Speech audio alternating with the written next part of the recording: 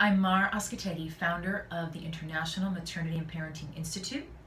I'm a health and fitness professional with over 18 years of experience and training in a variety of modalities. I specialize in pre and postnatal health, education, and career training, and I have an upcoming book called Awakening Through Sleep, a transformational and spiritual guide to pregnancy, parent, and child sleep.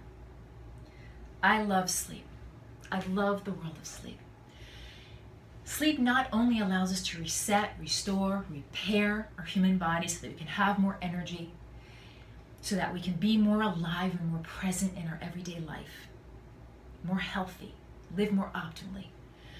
But sleep also carries with it a whole nother layer of deep connection, of deep inner wisdom that strengthens and feeds and nourishes our intuition and our intelligence, not only within ourselves and our own guide, our inner guru, but also our connection with life, with nature, with others. So sleep is amazing. I'm in love with sleep. Leading up to my book, my upcoming book, I'm going to be sharing a series of short snippet videos with you that will be sharing insights, and I invite you to have an open curiosity and explore with me on my journey these insights, and do your research and experiment, just like I've done. And this is going to allow us to explore another way of inviting solutions for child sleep, another way of perceiving child sleep.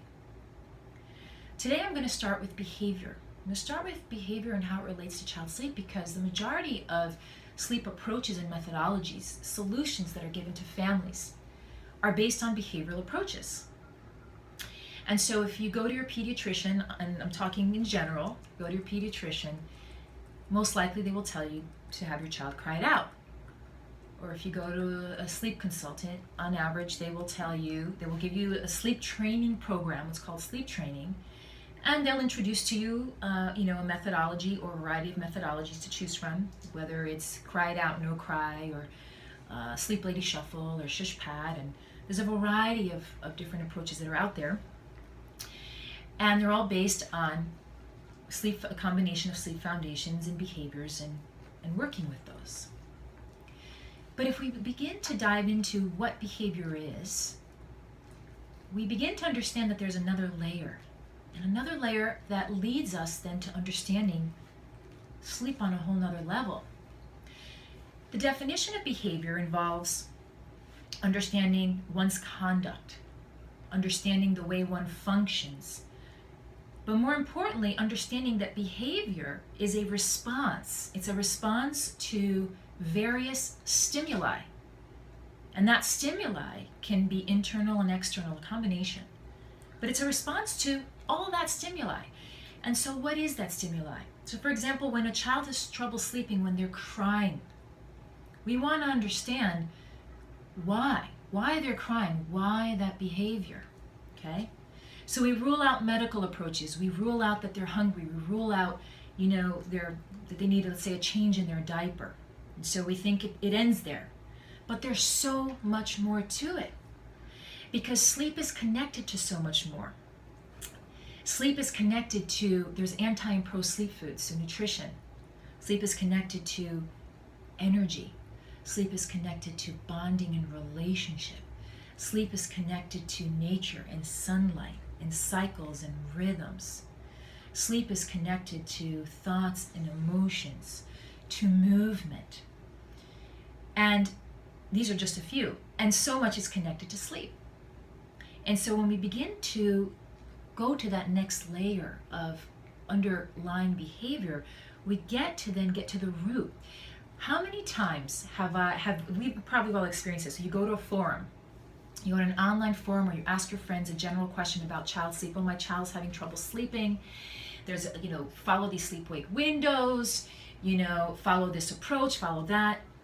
We give so much advice without digging deeper, without questioning and digging deeper to understand what's underlying that child's behavior, because that child is speaking and communicating to us. They're sending us a message. And so for us to just apply what we've learned and know without first understanding what that message is the child is telling us, not only about the child, but about our family, is really, really key.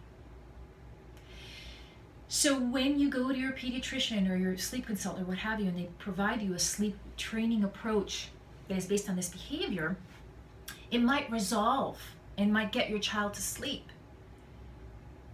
And most times temporarily, and most times there's other aspects of that child's behavior that compensate. And my book goes into this a little bit more. I'm going to just give you snippets, just giving you things to explore with today. So explore and have an open curiosity. Allow yourself to have an open curiosity of behavior, child behavior, what underlies that behavior, what that behavior is telling us, our families, not just about the child, but our family. It's tremendous. And so by understanding that, we can approach child sleep from another level, and another layer that is actually not only strengthening the solution for sleep and getting to the root of the solution for sleep, but it's also inviting another layer of connection, another layer of optimal functioning, another layer that is changing not only our family dynamics in that relationship, but also all of humanity. Thank you for listening. I look forward to sharing my next snippet with you. I'm Oscategui.